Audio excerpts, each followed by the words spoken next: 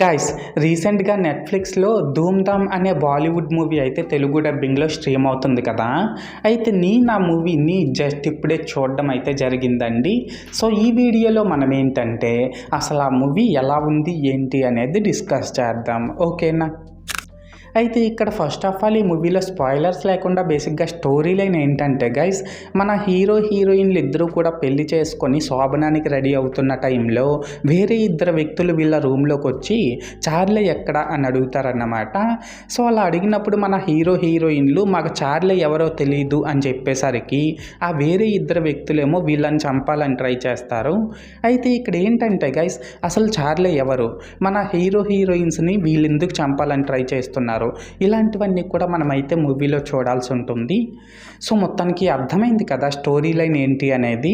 అయితే ఇప్పుడు ఈ మూవీ ఎలా ఉంది అనే విషయానికి వచ్చినట్లయితే గైస్, మూవీ అయితే పర్లేదండి, టైంపాస్ కోసం ఒకసారి అయితే చూసేయచ్చు.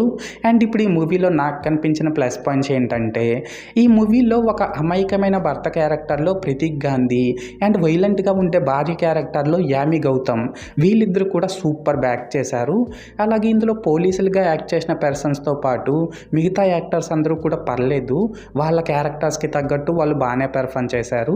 అండ్ ఇందులో అక్కడక్కడ కొంచెం కామెడీ కూడా బాగానే వర్కౌట్ అయిందనమాట. లాస్ట్గా ఏంటంటే గైస్, ఇందులో cinematography, BGM, songs, production values ఇవన్నీ కూడా బాగానే ఉన్నాయి. అండ్ ఈ మూవీకి తెలుగు డబ్బింగ్ కూడా బాగానే సెట్ అయిందనమాట. దీనికి తోడు ఇందులో అడల్ట్ కంటెంట్ కూడా ఏం లేదు కాబట్టి దీన్ని ఫ్యామిలీతో ఫ్రీగానే వాచ్ చేసేయచ్చు. సో మొత్తానికి ప్లస్ పాయింట్స్ విషయానికి వచ్చినట్లయితే ఇదన్నమాట మ్యాటర్. అండ్ ఇప్పుడు ఈ మూవీలో నాకు కనిపించిన మైనస్ పాయింట్స్ ఏంటంటే గైస్, మూవీ స్టార్టింగ్లో క్రియేట్ చేసిన ఇంట్రెస్ట్ని మూవీ లాస్ట్ వరకు మెయింటైన్ చేయలేకపోయారనే చెప్పాలి. అండ్ ఇందులో స్టోరీ నెరేషన్ బాగా స్లోగా ఉండడం అండ్ స్క్రీన్ ప్లే కూడా అంత ఎంగేజింగ్గా ఏం లేకపోవడం వల్ల మూవీ అయితే బాగా స్లో పేస్లో రన్ అవుతుందండి. దీనికి తోడు ఇందులో సాంగ్స్ బాగున్నా సరే వాటి ప్లేస్మెంట్ అయితే అస్సలు కరెక్ట్గా లేదన్నమాట. సో మొత్తానికి మైనస్ పాయింట్స్ విషయానికి వచ్చినట్లయితే ఇదన్నమాట మ్యాటర్.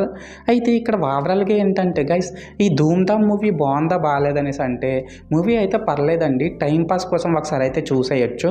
అండ్ నేను ఈ మూవీకి 5కి 2.5 రేటింగ్ ఇస్తున్నా.